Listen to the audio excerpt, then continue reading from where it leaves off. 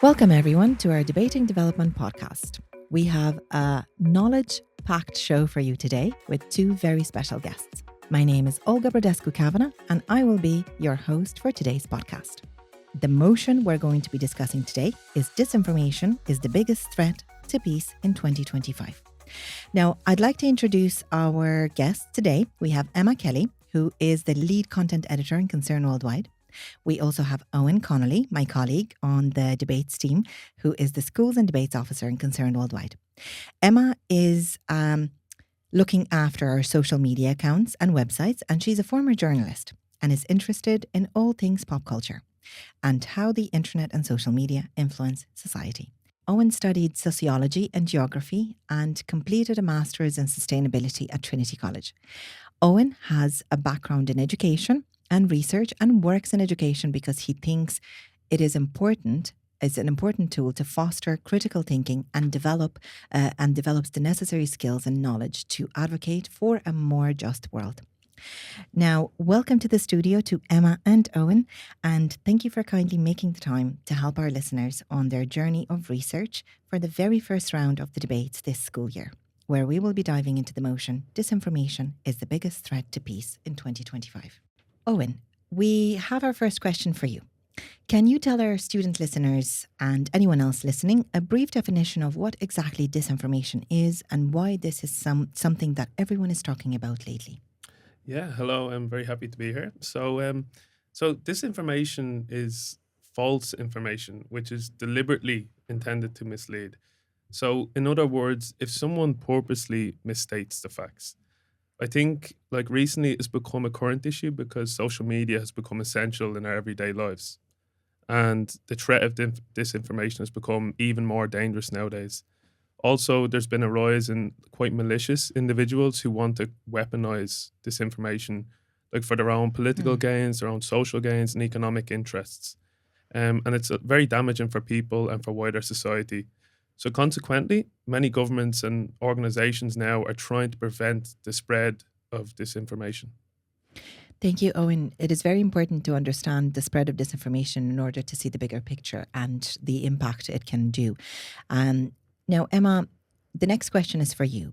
Could you tell our listeners what the difference is between disinformation and misinformation, as I feel the two terms often get used in tandem with one another? Yeah, they definitely do. So misinformation is when somebody spreads false information unknowingly. So if I read like an outdated website that says the supermarket's open at 7, but it's actually open at 8, and I tell you that it's open at 7, that's me spreading misinformation.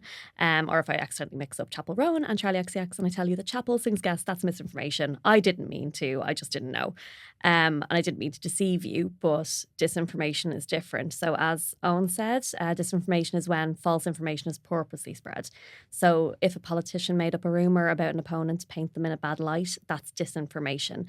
And then if somebody who doesn't know that that's a lie spreads it, that's misinformation. So both of them can cause major problems, but if it's misinformation, it means that it was done without knowing that it wasn't true rather than deliberately trying to mislead somebody. I see. Thank you for the insight into the terms we are discussing today, Emma. That's much appreciated. And as you're the expert when it comes to content and how content can be interpreted and its implications, do you know of any unrest or conflict that was a direct result of a deliberate disinformation strategy? Yeah, so unfortunately, we are seeing this a lot with both misinformation and disinformation. So the latter, it's with people spreading lies to support their own agendas, like Eoghan said. And with the former, it's people sharing that content due to fear and then fanning the flames of certain situations unknowingly. So we're seeing it a lot around anti-immigrant sentiment at the moment in Ireland. Indeed. For instance, in early 2024, if you catch your mind back, there was a disused pub in Ringsend and it was burned down because it was claimed online and through things like Telegram and Discord that it was going to be used to house international protection applicants. It was actually supposed to be used as emergency homeless accommodation, but that disinformation spread and it became a real issue. A lot of disinformation accelerated the Dublin riots, unfortunately, in 2023. There were a lot of false and inflammatory statements being disseminated on Telegram after a child was a victim of an attack. And while disinformation wasn't the reason that the riots began, it did make it a lot worse. Actually, in my hometown a few years ago in Dublin, there were videos being shared by somebody that claiming that migrants were being housed in a school that's on the end of my road. Because a bus had shown up, and they were saying that was people being like bussed in. They were actually cleaners that were being brought in for midterm break, but that was that spread a lot of really cruel comments, and they were encouraging protests that were all about anti-immigrant sentiment. And then recently, a couple of weeks ago, we saw this in Epping in the UK, because it's not just Ireland this is happening, it's everywhere. In Epping, there was disinformation that was claiming that undercover police officers were posing as anti-racism protesters. And then that was being amplified online by certain politicians and kind of far-right agitators. And there were that really resulted in violent scenes. So it's kind of becoming more of a real-world problem now, that it starts online and maybe people don't think of it as a really big deal, but it's resulting in really real-world issues. I see. Emma, may I ask you to offer our listeners a little insight into how you actually got involved with Concern's work and why you chose the field of communication as a career path? I can see that there's a very clear passion in communications and everything to do with what goes out to the media and the public. Yeah, absolutely. So I've always wanted to be a writer in some shape or form. So when I was in school, I always was writing and always wanted to be a journalist when I grew up. So I went and did my degree in journalism. And then I was very far from Concern in terms of my last job. I was an entertainment and showbiz journalist for 7 years. And my job was interviewing like actors and singers and being on red carpets. But I always wanted to be involved in that sort of field. And then during COVID, I was actually moving back to Ireland from London, where I was working on a news website. And while I loved my job, I wanted to sidestep into something else that was still involved in comms, but not specifically entertainment journalism. And I saw that Concern was hiring, and I knew a lot about Concern's work anyway, because we were involved in the Concern debates actually when I was in school a very, very, very long time ago. And I was the captain of my team for 2 years, and we got to the quarterfinals, I think, which I was really, really happy about. That's fantastic. Yeah, and it was really great fun. And so when I saw Concern, I was like, oh my God, I should apply for that. And it was at the role of digital content editor. And I was lucky enough to get it, which was great. So I thought I'd be able to use my skills in writing and social media content, in all things kind of communications, but use them in a way that would make a difference, because like I'm not on the ground out in the field in the countries that we work in, but I think raising awareness is very important. And like on your team, that you're able to spread awareness through schools and debating. And I think there's different parts to play in Concern. So yeah, I'm able to use skills that I already used in previous jobs, but for a real purpose. Brilliant. And thank you so much for sharing a little part of your journey with the non-government organisation sector and the communications team in Concern. And I think for a lot of our student listeners, it would be fascinating to hear that a lot of our guests are actually former debaters, which is wonderful to see. So a field or a career path in communications, in media, it's definitely something that aligns well with the experience in being a debater. Emma, how, in your opinion, does disinformation impact the non-governmental organisation sector in particular? And what role non-governmental organisations such as Concern Worldwide need to play in order to tackle the spread of disinformation? Yeah, so the NGO sector is targeted by a lot of disinformation, and I think particularly international aid organisations, which Concern is. It's often a target for kind of far-right agitators, anybody who's spreading anti-immigrant content, sometimes racist content, people who want to create division by saying that money should only be given to people at home, which obviously there is reasons to donate to domestic charities as much as there is international charities. They're not mutually exclusive, but some people like to use that as a way to further a more sinister agenda, I would say. And this disinformation can really damage trust in these organisations. So organisations like Concern, we are what we are because of our generous donors. We're able to do our work because of the donations that our supporters give us. Absolutely. And for the support that people give in all shapes and forms, not just donations, whether it's like volunteering or getting involved with debates. But if somebody sees disinformation about our work, if they're claiming that the donations aren't going to help people on the ground, or they're making up lies about what we're doing, that's going to irreparably damage trust.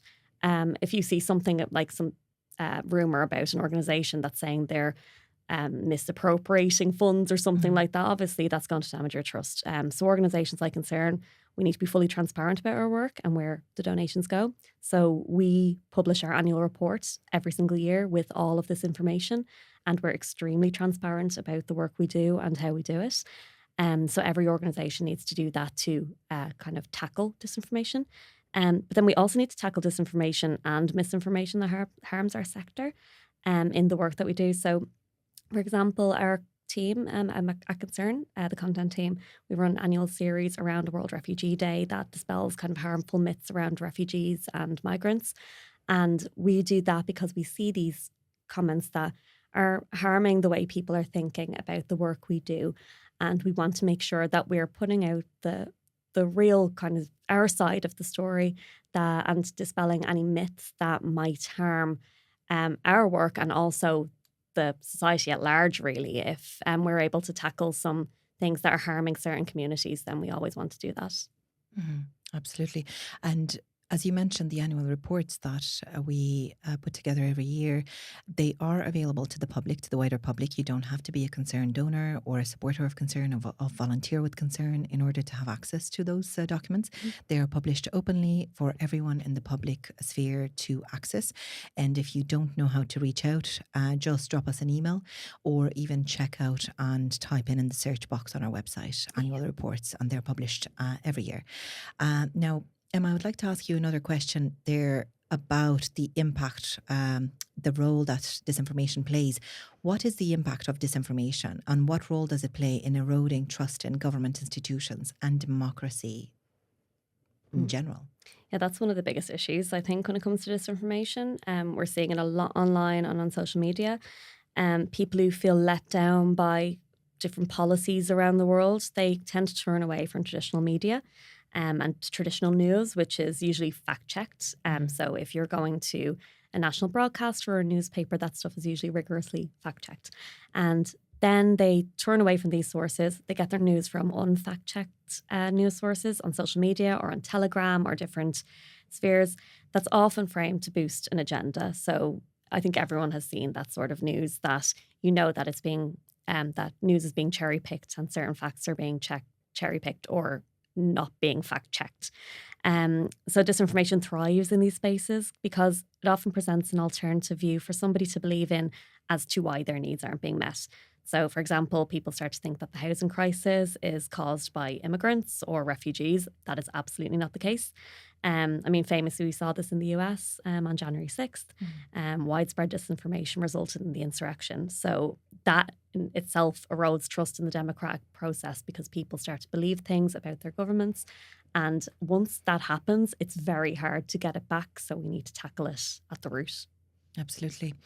And do you feel that some parties use disinformation as a deliberate tactic for personal gains, or maybe certain groups or states, for example, using disinformation to disrupt peace-building efforts or using disinformation as a targeted weapon? Yeah, absolutely. I mean, we've seen this kind of all through time, I would say. We see it around the world in every arena. So in national elections, local elections, like to violence against marginalised groups and communities. You can have a level of media literacy and still be duped by disinformation or misinformation if it preys on your insecurities or your fears. And bad actors know that. That's why we see certain things about the housing crisis or lack of services or lack of resources. It's pinned on certain groups and people know that they're able to sort of touch a nerve with people and give them a false reality to believe in. So it's certainly being used as a weapon. And often these people who are disseminating this disinformation, they can distance themselves from the consequences because it's not pinned on one person. And when you let a rumour out, it's very, very hard to trace it back to the original source. So they often can get away with it. So yeah, it's absolutely being used as a weapon. Thank you for that. It's a bit frightening. And does disinformation have the same effect on all countries in the world equally, or are countries affected on different scales by this phenomenon? And who would benefit from the manipulation of disinformation? Those who benefit from the spreading of disinformation are those who have an agenda that they want to push. So the people who have something that they want to happen or something they don't want to happen, they're the ones who can benefit from spreading false information, whether that's online or on Telegram or in groups.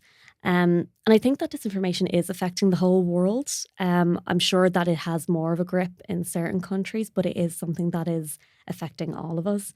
We're seeing it in developing countries to some of the richest countries in the world, especially in like the US, in the UK, in Ireland. Like we are all considered very wealthy countries, but it's really having an effect here. And I think places that have a very high reliance on the internet, so the most developed countries who have constant access to the internet, are more susceptible to disinformation, because it's very easy to disseminate, and it's also very impactful in communities that are underfunded and disadvantaged communities.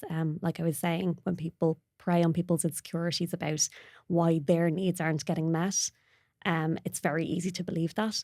And I mean, you can kind of think like everyone has been in a situation where a family member or yourself has been tricked by something on the internet. Sometimes Indeed. It's something really like innocent or inconsequential. It's like, oh, I saw this about this celebrity or something like that, and we've all been tricked. But then that makes it very, very easy to be tricked by something else. You can have a really high level of media literacy, and you can be very, very up on kind of social media trends and everything, and you can still be duped by a scam, or you can be duped by disinformation. So, yeah, I think it's a problem that a lot of societies are facing now.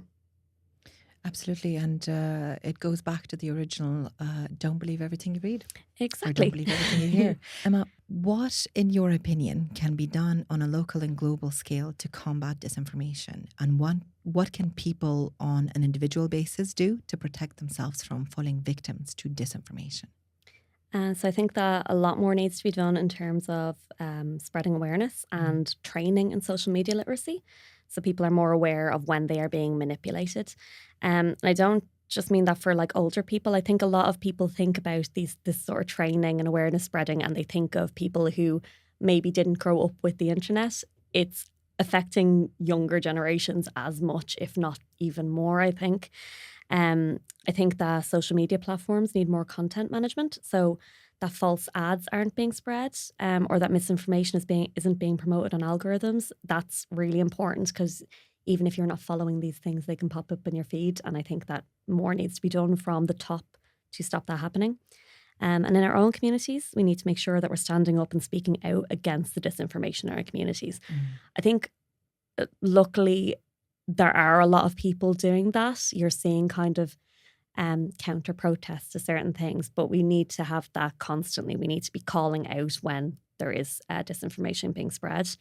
And then in terms of protecting yourself, when you see something, just fact check it. I have to do this quite a lot. Like if something seems too good to be true, it's always too good to be true. And if something seems a bit dodgy, just always check it. So see what the original source was.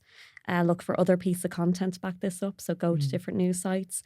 Check for the official statements. If it's something that, oh, so-and-so said this, actually look for the source. Always question what you're reading and get your news from a wide range of trusted sources.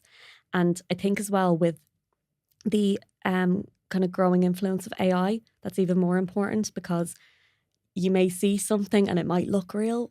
It might not be real anymore. Like we have to be extra vigilant when it comes to video content, when it comes to audio content. These bad actors are going to be using these tools, which can be used for a lot of good, but they may not be using them for good. So just be vigilant about what you're seeing and just question everything. Like there are a lot more good people out there than bad, but we do need to be thinking about what we're reading. Absolutely. And always do your research. Owen, my next question is to you. What, in your opinion, is the role of education in the fight against disinformation, as Emma has very kindly mentioned about educating ourselves and on what to disseminate and how to decipher between disinformation, misinformation, just pure lies. What is the role of education in that? I think like education has a huge role. Like it's very important. As Emma was saying, like for many reasons, really. So, for example, it promotes media literacy, which was mentioned, teaching people how to navigate, a digital landscape and recognize when they see disinformation. But it also importantly improves critical thinking, encouraging people to kind of question the information they're seeing and identify biases, evaluate the evidence that's coming up, which is definitely like an important skill for the concerned debaters out there. You got to have that critical thinking, and checking what you're seeing. But also, like education improves like information verification as well. So, cross checking things with fact checking websites and trustworthy sources to make sure that where you're getting it from is actually the truth. And as well, like I think it builds like a civic responsibility and encourages kind of constructive dialogue, like what we're doing in the concerned debates, on social and political issues. So, like for example, like educational institutions, for example, like universities can collaborate with fact checking organizations and other experts to provide like accurate information and make sure that they're actually, giving out proper information and also raising awareness about like the significant threat of disinformation. Yeah. Absolutely. It is definitely something that we all need to be aware of. It's not just certain people in certain expertise fields and certain career paths that need to be aware of disinformation these days. Emma, my next question is to you. Do you think we can combat disinformation in the modern age while also protecting the freedom of speech? And is disinformation a new phenomenon or something that people have always had to deal with? So disinformation has always been a thing. So smear campaigns against politicians have always run. Vicious rumours about celebrities and public figures have always been spread. That's not a new thing. But it has definitely ramped up with the way that we communicate now. So from the internet in general, we're able to spread so much more information, so much further and faster. But now we have things like TikTok, YouTube, Telegram, where maybe it's being spread even further, it's being spread even quicker. Maybe there isn't as much fact checking, and things like Telegram, they're more underground. So things are spreading without people noticing as much. So it's definitely ramped up, and it's easier to get false information out there on a grand scale. But we absolutely can combat it. Free speech is hugely, hugely important. It's kind of the base level of all communications, really. And as I used to work in the news, like that was the number one thing for us. But it doesn't mean that people should be able to spread harmful lies to spark dangerous situations. There's a difference between free speech and disinformation, between free speech and hate speech. And we need to continue to call that out when we see it. You can absolutely still have free speech and not be spreading harmful information. So I think, like we kind of previously said, the way that education will play a huge role and the way we should continue to call things out. We just need to keep doing that to make sure that disinformation doesn't become more of a problem. Absolutely.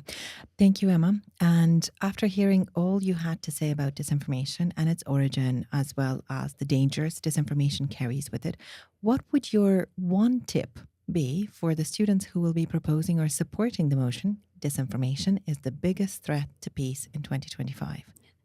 Well, it's a really fascinating topic as well. I think it's a brilliant motion to be debating. I would search recent news articles surrounding disinformation in Ireland in the past 2 years when it's become more common and more problematic.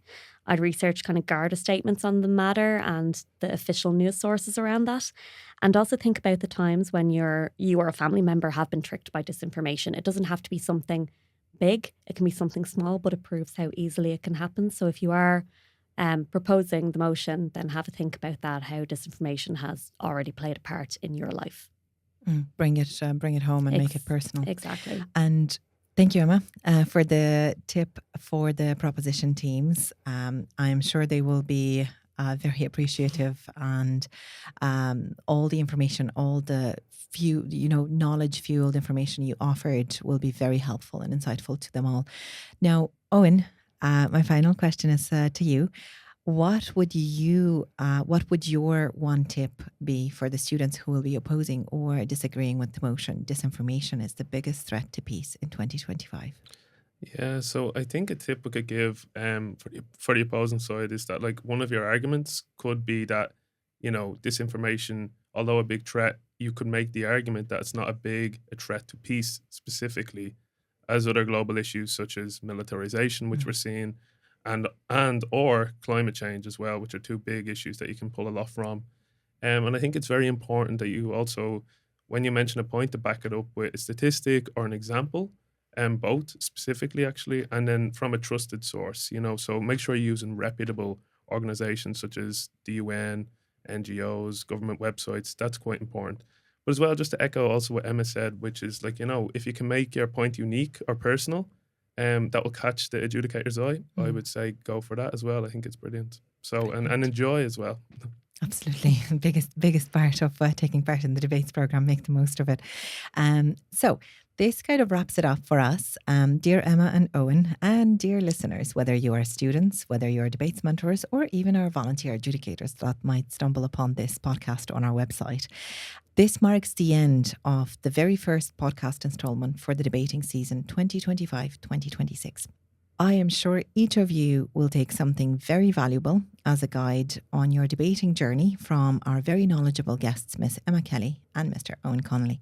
I would like to thank you, Emma, and thank you, Eoghan, for the time offered and all the insights into the motion at hand. I would like to wish you every success on your quest to communicate honest and real content from which society can learn and draw their own conclusions. And a super enjoyable debating season to you, Eoghan. It will be your very first start off League Phase 1, 2 and 3 from the very beginning. So we look forward to working with you for this upcoming debate season. Yeah, thanks a lot. Just brilliant. Thanks for having me on. I really enjoyed it. And best of luck to all the debaters out there. I'm sure you'll absolutely smash it. So. And thank you so much for having us on. It was really great. And yeah, good luck to all the debaters. And I can't wait to see everybody at the final next year, which is always one of the best dates of the Concern calendar. Thank you so much. We are very excited too. Thank you all for listening. And we hope you tune in to hear this and the next episodes at www.concern.net or on the Concern Worldwide YouTube channel, where you can scroll to the bottom. This will be a bit trickier.